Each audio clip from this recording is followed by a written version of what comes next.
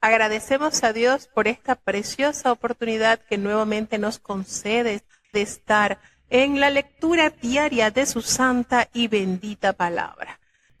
Bueno, vamos entonces hoy a cerrar ya con el libro de Eclesiastés, que cierra en el capítulo 12, y a dar inicio al libro de Cántara de los Cantares.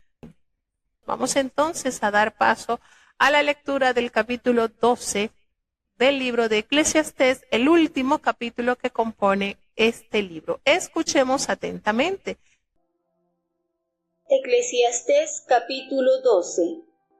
Y acuérdate de tu Criador en los días de tu juventud, antes que vengan los malos días y lleguen los años de los cuales digas, no tengo en ellos contentamiento. Antes que se oscurezca el sol y la luz y la luna y las estrellas y las nubes se tornen tras la lluvia. Cuando temblarán los guardas de la casa y se encorvarán los hombres fuertes y cesarán las muelas porque han disminuido y se oscurecerán los que miran por las ventanas. Y las puertas de afuera se cerrarán por la bajeza de la voz de la muela. Y levantaráse a la voz del ave, y todas las hijas de canción serán humilladas.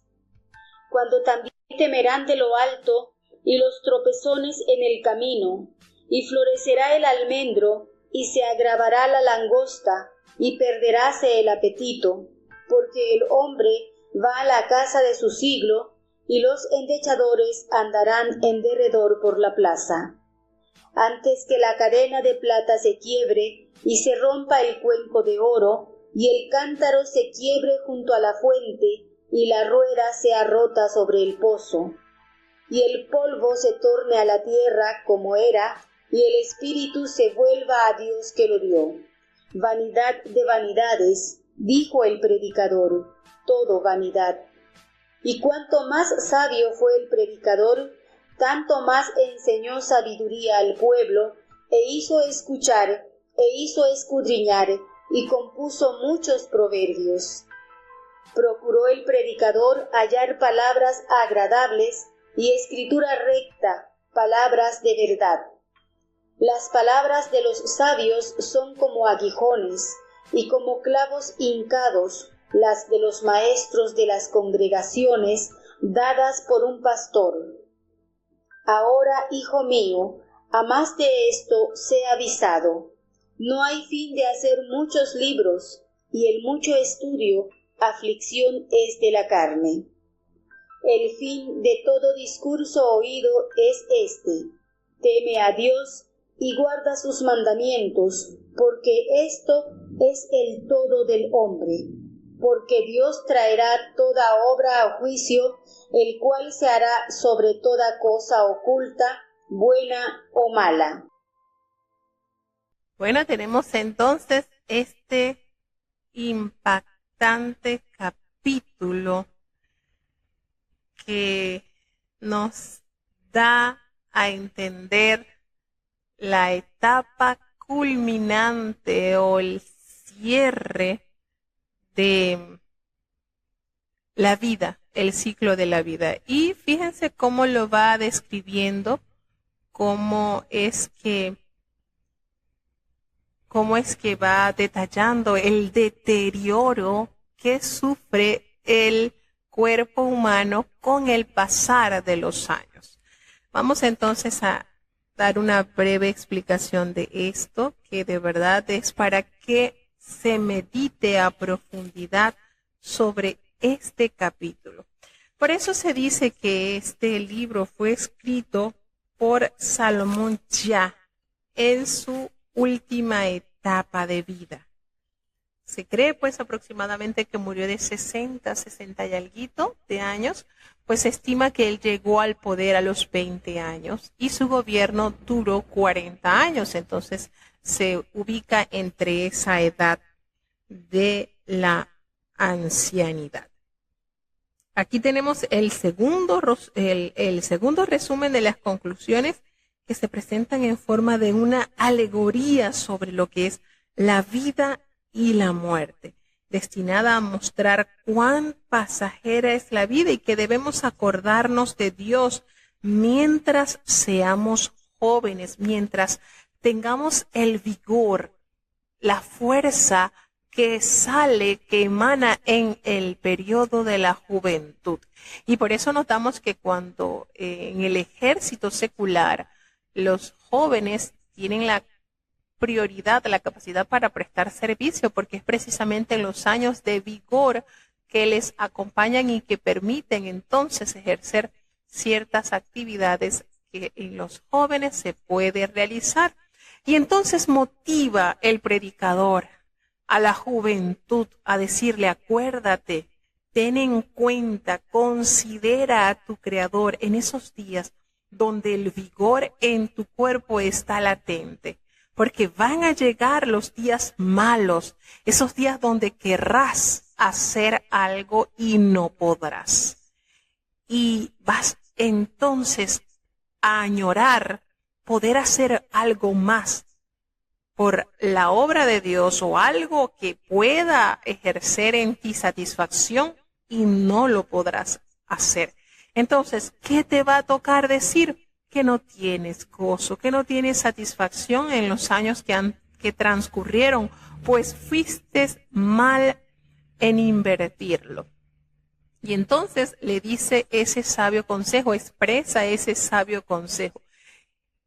Nótese que cuando una persona desde su niñez, desde su mocedad, entendió la grandeza de Dios, el servicio a Dios, llega su vejez y lo recuerda con tanta satisfacción, con tanta inspiración, porque pudo percibirse y entregar a Dios lo mejor. Es como ese himno que cantábamos mucho para dar la ofrenda, el himno 63, que dice, da lo mejor al maestro, tu juventud y tu vigor. Dale el ardor de tu alma, de la verdad, lucha en pro. Entonces, esa estrofa encierra una gran verdad. Cuando se entrega lo mejor a Dios, cuando se entrega a Dios ese vigor, ese ardor, esa pasión para Dios, vas entonces a tener la gran satisfacción de haber vivido y de haber invertido tus mejores años en lo eterno. ¿Por qué? Porque van a llegar esos días malos, precisamente esos días de los que se describen en este capítulo de una manera muy poética, usando argumentos para relacionar lo que es el último periodo de vida del ser humano, si llega a la ancianidad, claro está, porque muchos parten de este mundo sin haber llegado a esa edad. Así que es un privilegio llegar a la edad mayor, llegar a la edad de la vejez en Dios. Es un gran honor, es un alto privilegio que Dios concede al hombre llegar pues a sus años de senectud. Dice que te acuerdes, que tengas en consideración a tu Creador, al dador de la vida, porque van a llegar esos días en que se va a oscurecer el sol y la luna. Entonces, la oscuridad aquí evoca las nubes que ensombrecen la visión. Quizás lo que sale en los ojos, ¿verdad? Que son esas cositas blancas que van saliendo y van impidiendo que la visión se haga clara.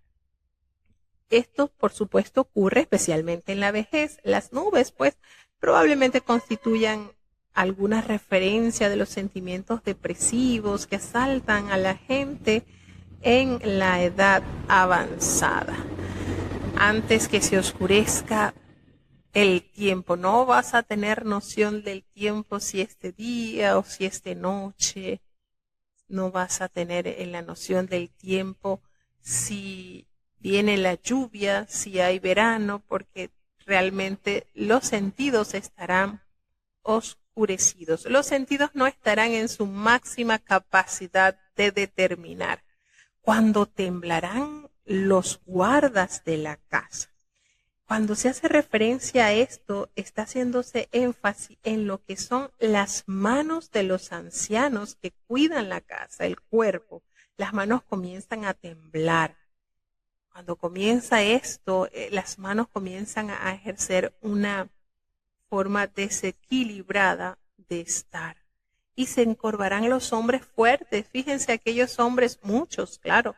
He tenido la oportunidad de conocer hombres de 90 años y están muy derechitos, muy erguidos. Pero por lo general, pues el hombre tiene que encorvarse por el pasar de los años, las fuerzas decaen, su columna ya no tiene la misma fortaleza y cesan las muelas. Empieza entonces el deterioro de lo que nos da el Señor 2 veces y la tercera vez tenemos que comprarlo. ¿Cómo son los dientes? El Señor nos los da en la niñez, lo que le llaman los dientecitos de leche, que son mudados cuando se entran a los 6, 7 años para cambiarlos a lo que son de huesitos. Pero una vez que se pierden esos, Dios nos los da 2 veces y ya si queremos tener nuevamente dientes, entonces tenemos que comprarlos. Entonces, allí hace referencia también a la dentadura, porque bueno, ya se han caído, se han deteriorado con el pasar de los años y se oscurecerán los que miran por las ventanas. Los ojitos, que son las ventanas del alma, se oscurecerán totalmente. Cabe destacar que hay ancianos que tienen la capacidad de una buena visión. Bueno, ya eso, pero en esto está pintando el cuadro, si se quiere, regular de los acontecimientos que experimentan las personas de una edad avanzada.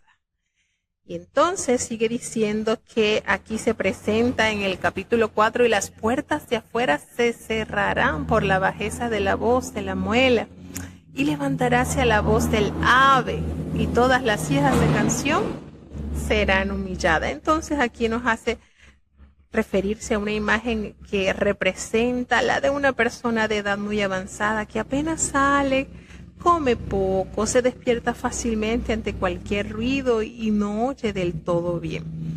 Cuando también temerán de lo alto y esos tropezones que suelen suceder en el camino, y florecerá el almendro. Entonces las personas de edad avanzada tienen las alturas, temen a las alturas porque, bueno, ya no son capaces de mantener el equilibrio y poder percibir las distancias que hay de los objetos. Habla sobre florecerá el almendro, y en esta manera, usando este vocabulario, ¿verdad?, metafórico, se hace referencia a las flores de almendro que son blancas. Y bueno, así sucede con el cabello de los ancianos, se vuelve blanquito. Es una de las maneras poéticas de hacer referencia a las canas.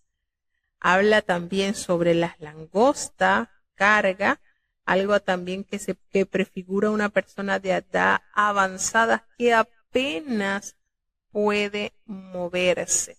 Se perderá el apetito, ya las papilas gustativas no tienen ese mismo vigor de degustar y saborear las cosas ya. Y el hombre va entonces a la casa de su siglo, allí donde estará en reposo. Y aquellas personas que lloran, que endechan, andarán así alrededor de las plazas. La muerte se presenta aquí como la ruptura de una cadena, ¿ya? Nos dice en este versículo, antes que la cadena de plata se quiebre. Y yo recuerdo que escuchaba al obispo Antonio Miranda explicando sobre este capítulo tan importante, y hacía referencia a que la cadena de plata representa la columna, que por supuesto tiende a sufrir grandes deterioros en la edad de la vejez. Y el cuenco de oro, por supuesto, es la mente, la cabeza, esto durito, el cerebro, eso que es de gran valor, va a estar en un deterioro tal que no va a tener la misma función y el mismo vigor que una mente joven. Ese cuenco de oro allí donde radica el pensamiento, el accionar del ser humano, allí va entonces todo esto a sufrir una ruptura, un deterioro que va a ir en aumento al pasar del tiempo. Y hace la referencia entonces que todos estos acontecimientos van a pasar en la vida de aquellos ancianos, en la vida de los hombres que lleguen a esta edad, hasta que llegue el punto cumbre donde el polvo se va a tornar a la tierra. Y precisamente nosotros somos de ese material tan frágil como el polvo, y como nos enseña la palabra de Dios, pues polvo eres y al polvo tornarás. Fue la sentencia que Jehová dio al hombre en el huerto del Edén. Así era, se transformará nuevamente al polvo como era. Y el espíritu, este hálito de vida que Dios nos prestó, regresará a él precisamente que lo dio.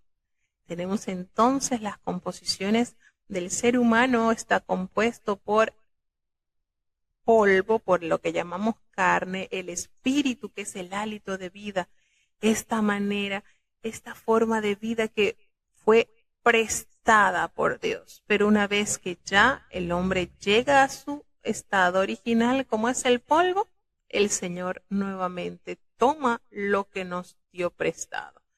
Y es precisamente esa realidad. Todo esto es pasajero. Esto es como el viento que pasa y no regresa. Todo es vanidad. Cuanto más sabio fue el predicador, él se preocupó más por enseñar este conocimiento al pueblo e instó a que se escuchase, a que pudiese aprovecharse este conocimiento, y no solamente que lo escuchasen, sino también a que escudriñaran si eso que se estaba enseñando es tal cual. Y eso Dios se le permitió entonces componer muchos proverbios, y el predicador procuró alcanzar esas palabras, esa escritura recta, esas palabras de verdad que edificase al pueblo.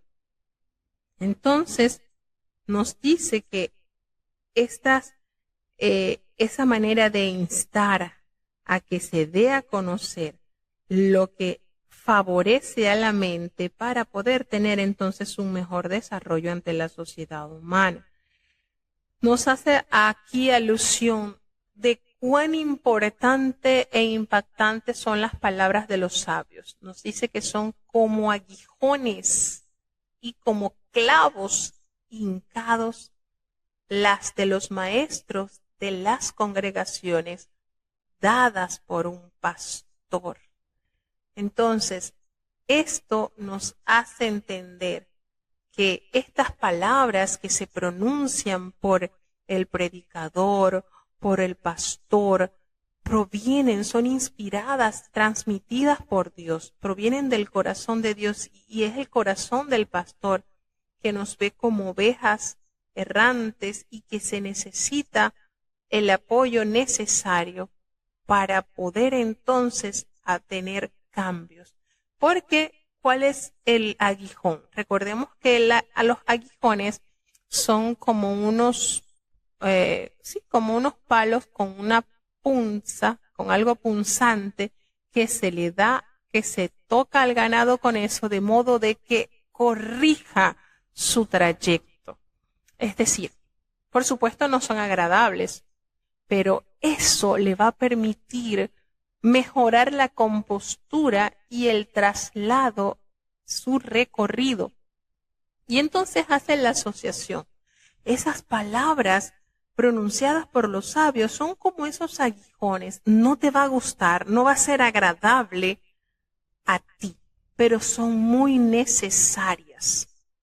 Y son como clavos hincados. Imagínense, es doloroso sentir eso, pero esto que está relacionando se echa de ver cuando lo que se busca es la corrección, la mejor compostura, porque precisamente es Dios quien da palabra a sus líderes para que insten y guíen al rebaño que Dios ha puesto en sus manos. Le dice entonces, a más de esto, de todo lo que se te está enseñando, sé avisado, sé diligente, porque no hay mucho tiempo de escribir muchos libros y realmente en mucho estudio esto trae aflicción. Aunque bueno, dice, la publicación de nuevos libros y la multiplicación de los conocimientos humanos nunca van a cesar, por supuesto, pero la sabiduría humana se inclina ante valores que son limitados y transitorios.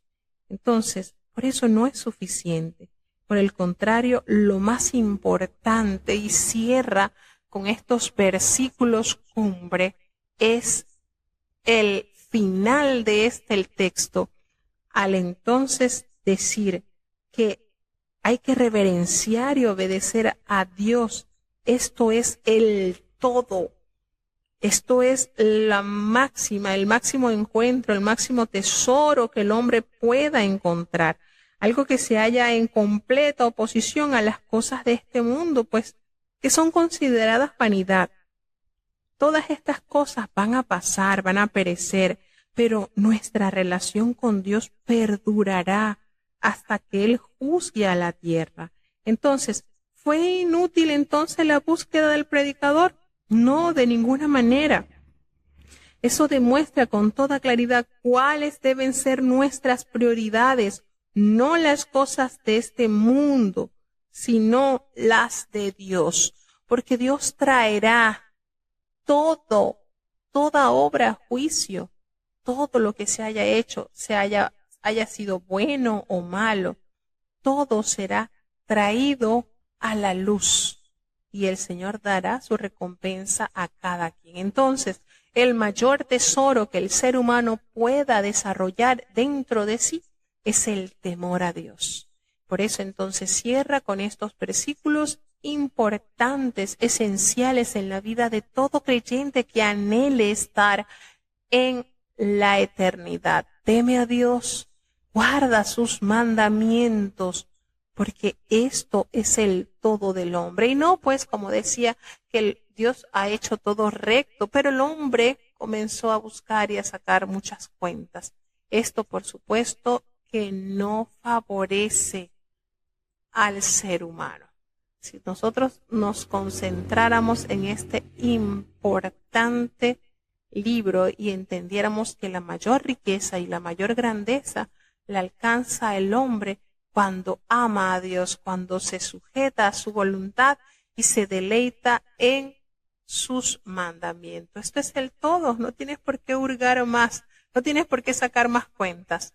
No hay nada más lindo que sujetarse a la obediencia, temer a Dios con ese temor reverencial que nos ayude a llenar nuestras vidas de su santa y bendita voluntad. Bueno, entonces hasta aquí llegamos con el libro de El Predicador, como se conoce. Pasamos entonces al libro de Cantar de los Cantares. Bueno, tenemos entonces la introducción al libro de Cantar de los Cantares, la mejor canción. Este libro contiene un hermoso idilio de amor. Es una extraordinaria obra que ha sido interpretada de diversas maneras. Algunos la consideran como una alegoría histórica y otros la miran como un drama lírico o cantos de bodas. La obra está escrita en forma de monólogo, diálogo y coro, en que aparecen un novio, una novia y un coro de vírgenes. Las partes de estos personajes distintos no están indicadas en las versiones como lo están en el hebreo, que denota el cambio de género y de número. El libro celebra la excelencia y pureza del amor conyugal y su triunfo en medio de las seductivas tentaciones de una corte licenciosa. El autor y la fecha de este libro, según el título en el libro Cantar de los Cantares 1, capítulo 1, versículo 1, el Cantar de los Cantares es de Salomón. El nombre de este rey también aparece en Cantar 1:5, Cantar 3:7, 9 y 11, Cantar 8, 11 y 12.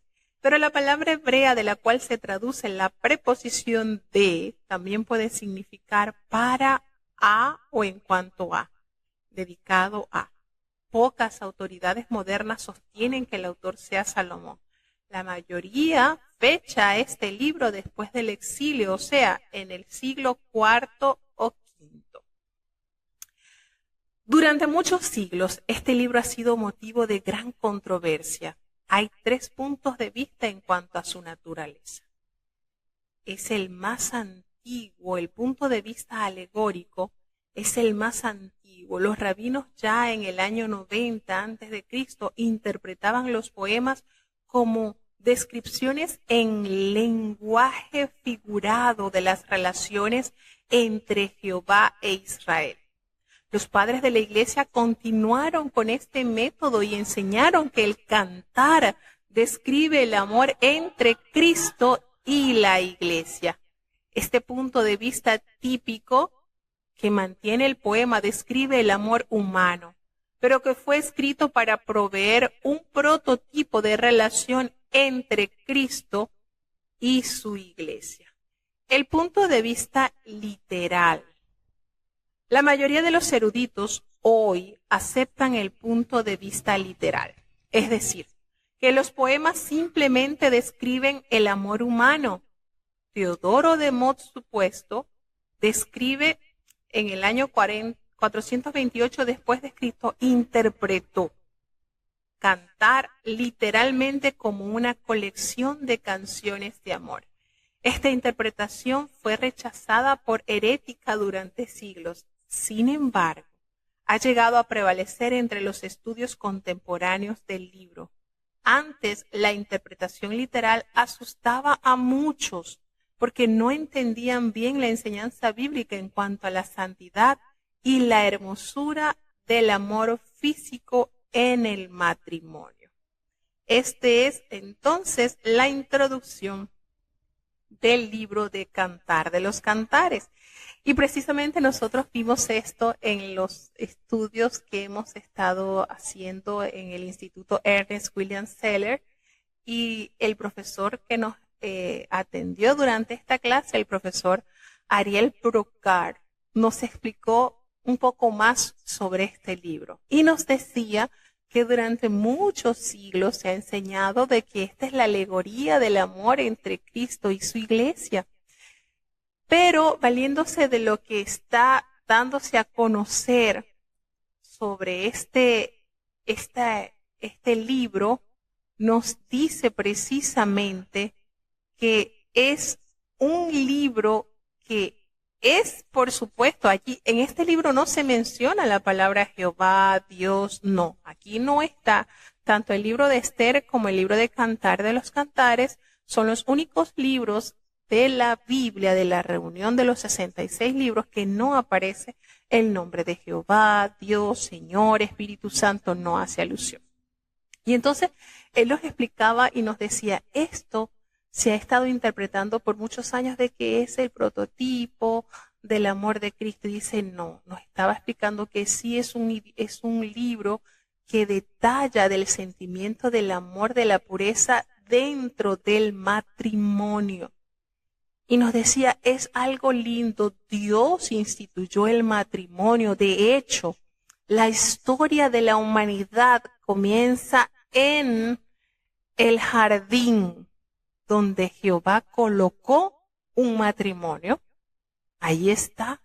Y cierra en el Apocalipsis con un matrimonio, porque se insta a la celebración de las bodas del Cordero. Nótese los temas principales, el inicio de la humanidad, el inicio de la historia de la humanidad comienza en el huerto del Edén con un matrimonio. Y se cierra el siglo de la historia, el tiempo se cierra con por decir, el capítulo final, precisamente con las bodas del Cordero. Entonces, nótese lo relevante que es el matrimonio.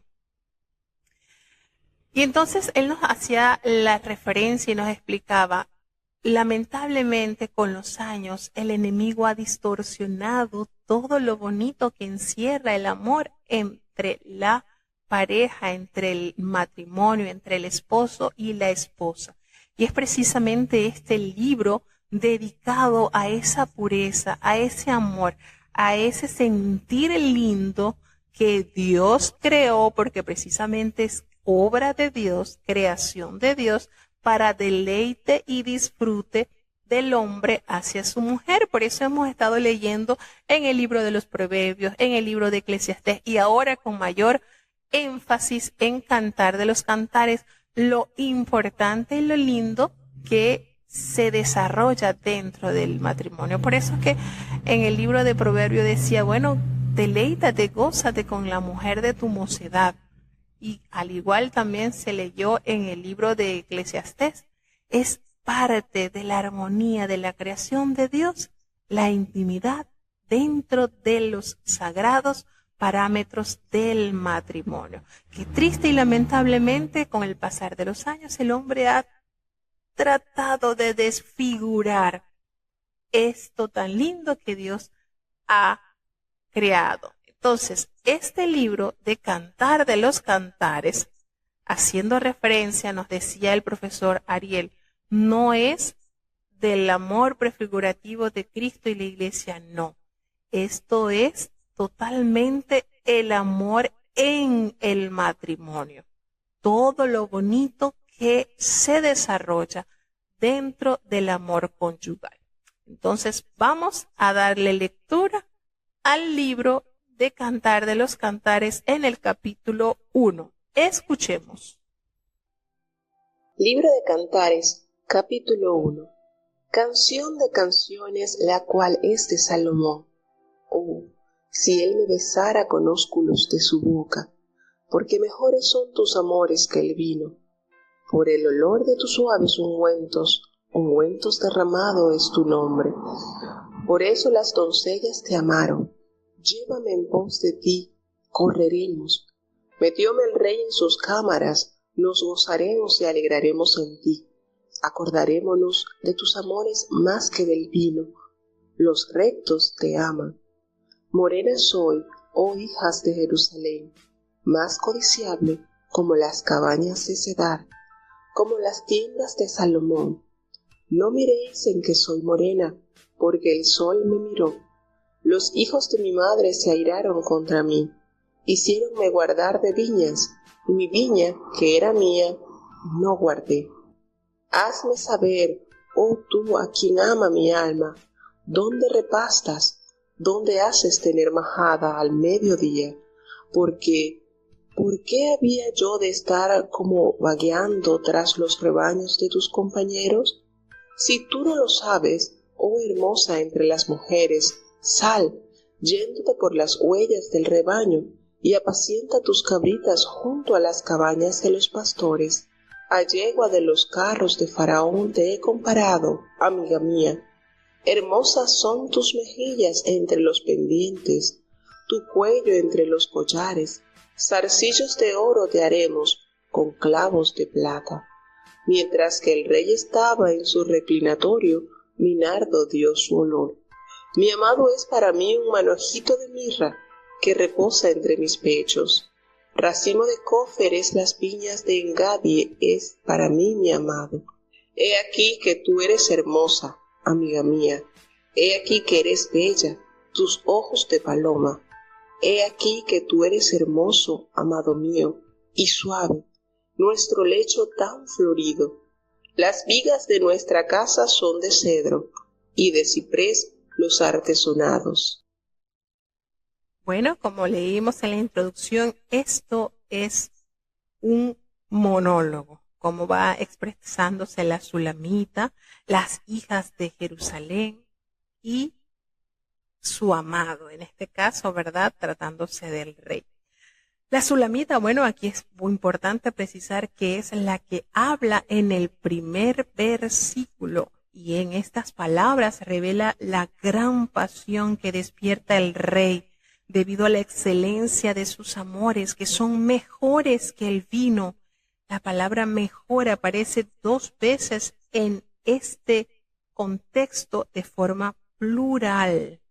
Nos va haciendo la descripción de su tonalidad de piel, denota su color oscuro de la piel, pero que es codiciable, orgullosa respuesta a las hijas de Jerusalén, quienes sugieren que el tono de su piel se debía a algún defecto natural que disminuiría su belleza. Se le expuso al sol a causa de la ira de los hijos de su madre. La ira humana es exactamente lo opuesto a las bendiciones del amor divino y por lo general destila odio contra Dios. La familia de la Sulamita es caracterizada por su violencia. Tenemos entonces acá que la Sulamita se pregunta por qué ha de vivir como errante. Esto se describe pues con el aislamiento así tal cual sucedía cuando una persona era detectada la lepra en ella, debía estar totalmente aislada, debía de vivir solo, fuera del campamento, y era una situación diferente a aquella en la que se halla la comunidad, pues disfruta de las bendiciones del pacto divino. Compartir la bendición del amor es algo crucial para curar la soledad. Esto es quizás la razón específica en este relato por lo cual el Señor hace salvedad de lo apacible y lo importante y lo amado que es el amor. Las huellas del rebaño. Dice así: si tú no lo sabes, oh hermosa entre las mujeres, ve y sigue las huellas del rebaño. Literalmente las huellas del calcañar. El calcañar es un término del cual Jacob tomó su nombre. Todos los patriarcas de Israel fueron pastores. Nótese esa particularidad. Comenzando desde Abel el justo, él ejerció, podemos decir que él ejerció el primer personaje de la Biblia que se menciona como pastor de ovejas, fue precisamente Abel, y es una de las más reconocidas e importantes labores del pueblo de Dios, como es el pastorear, a tal punto pues que Jesús también se considera el príncipe de los pastores. Y aquí entonces nos hace referencia a que su amado estaba diciendo que mirara a la historia para consolarse de su soledad. Y en el versículo 1, en el versículo del 12 al 17, al final es una breve serie de requiebros amorosos que constituyen un modelo de comunicación y revela la naturaleza íntima del diálogo del amor. En-Gadi es un bello oasis junto al mar muerto, donde David rehusó hacer daño a Saúl. El lenguaje del amor pone fin a toda hostilidad en el diálogo, porque en estos capítulos se habla de la vida conyugal, de la vida matrimonial.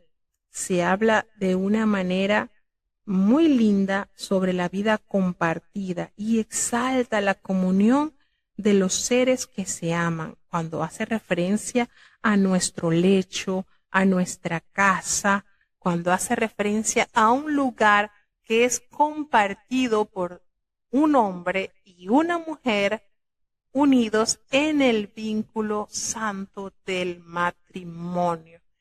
Entonces, como se ha estado explicando, a mí me causó así mucho impacto cuando el profesor nos explicaba. Este es un libro enteramente, es un regalo. La vida matrimonial es un regalo de Dios al hombre. Y es de Dios, el matrimonio fue instituido por Dios. La intimidad entre un hombre y una mujer fue instituido por Dios. Entonces, es tan lindo verlo desde el punto de vista que Dios lo ve. Y en este libro precisamente detalla situaciones de intimidad, detalla situaciones de quizás un poco de disgusto, de confusión, pero que a la final siempre va a triunfar el amor. Y eso es lo bonito, eso es lo especial de la unión que viene de Dios entre el hombre y la mujer. Seguimos avanzando entonces al capítulo 2 del libro de Cantar de los Cantares. Cantares, capítulo 2. Yo soy la rosa de Sarón y el lirio de los valles. Como el lirio entre las espinas, así es mi amiga entre las doncellas. Como el manzano entre los árboles silvestres, así es mi amado entre los mancebos. Bajo la sombra del deseado me senté, y su fruto fue dulce en mi paladar. Llevóme a la cámara del vino, y su bandera sobre mí fue amor. Sustentadme con frascos, corroboradme con manzanas, porque estoy enferma de amor. Su izquierda esté debajo de mi cabeza, y su derecha me abrace. Yo os conjuro, oh doncellas de Jerusalén, por las gamas y por las hierbas del campo, que no despertéis ni hagáis velar al amor hasta que quiera. La voz de mi amado, he aquí él viene, saltando sobre los montes, brincando sobre los collados. Mi amado es semejante al gamo o al cabrito de los ciervos. Helo aquí, está tras nuestra pared, mirando por las ventanas, mostrándose por las rejas. Mi amado habló y me dijo, levántate, oh amiga mía, hermosa mía, y vente. Porque he aquí ha pasado el invierno, hase mudado, la lluvia se fue.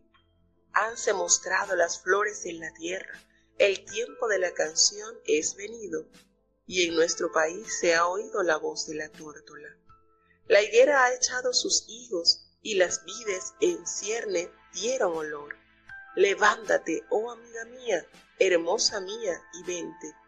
Paloma mía, que estás en los agujeros de la peña, en lo escondido de escarpados parajes, muéstrame tu rostro, hazme oír tu voz, porque dulce es la voz tuya y hermoso tu aspecto.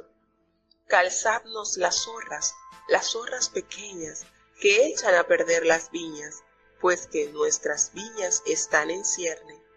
Mi amado es mío, y yo suya, él apacienta entre lirios, hasta que apunte el día y huyan las sombras. Tórnate, amado mío, sé semejante al gamo o al cabrito de los ciervos sobre los montes de Betel. Bueno, ya estamos entonces en el capítulo 2 y es precisamente este libro de Cantar de los Cantares, el último de la colección de lo que se conoce como los libros poéticos. Y qué tanto, ¿verdad?, la poesía para detallar lo lindo y lo profundo del amor conyugal. Tenemos entonces en este capítulo cuando hace referencia de estoy enferma de amor. El amor es algo de vida o muerte, es una cuestión personal. Sin el amor del ser a quien se ama, uno se siente solo, se siente incompleto, con hambres de amor. Acá en este capítulo pues se hace referencia a la bandera sobre la casa donde se celebraba el banquete, pues es una gozosa señal de que el amor ha encontrado un sitio propicio, las necesarias provisiones y el poder de triunfar. Tenemos que acá en este capítulo hay un conjuro, aparece 4 veces con variaciones y resume el tema central de Cantar. Es urgente el mensaje de la responsabilidad que dice que debe ser despertado o estimulado un amor. En otras palabras, no hay verdadero amor sin autocontrol y responsabilidad ética. En estos conjuros el amor aparece personificado, aparece que obedece a sus propias leyes y se comporta como algo natural, al estilo de otras leyes del universo. El conjuro invoca los corzos y las ciervas del campo, magníficos animales imposibles de atrapar, que pertenecen al mundo silvestre y obedecen a sus propios instintos de gozosa e ilimitada libertad. Tenemos en este capítulo que el amor puede saltar sobre los montes como estos animalitos descritos, pero no pueden escalar la pared de las personas amadas. Es fuerte, pero nunca usa de violencia. La amada debe salir de detrás del muro a disfrutar de la primavera. No hay gigantes en nuestro país, pero hay zorras pequeñas, como la incredulidad y la dureza de corazón. Así se representan estas pequeñas zorras. La dureza del corazón es el gran enemigo del amor, el orgullo, la soberbia. Eso hace, por supuesto, minar el campo de la persona enamorada y claro que hace terribles estragos, ya que para que haya esa receptividad y ese apego al amor, debe haber franqueza, debe haber la disposición de aceptar y de vivir de acuerdo al idilio que se esté planeando o viviendo entre la vida del hombre y la mujer unidos en el bello lecho conyugal. El cantar frecuentemente introduce una serie de gozosas frases de amor. Y aquí las podemos ver que afirman el valor de la unidad y también reconoce la necesidad de una mutua edificación en